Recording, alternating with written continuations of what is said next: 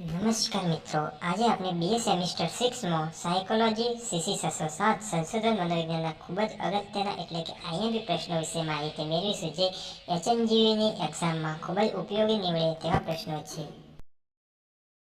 Unit 1માં પહેલો પ્રશ્ન છે, સર્વેક્ષણ એટલે શું? સર્વેક્ષણની પદ્ધતિ જણાવી. ટપાલ અથવા મુલાકાત પદ્ધતિ સમજાવો.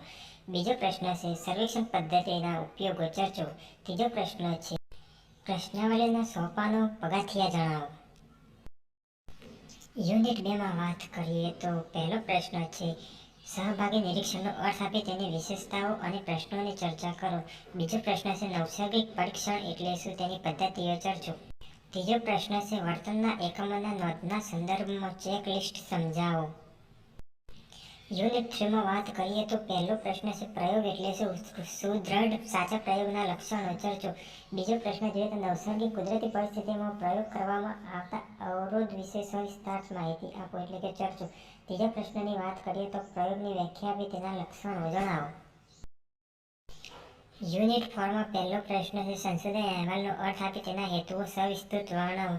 બીજો પ્રશ્ન, સંશોધન અહેવાલ લેખનમાં રાખવી પડતી સાવચેતીની ચર્ચા કરો.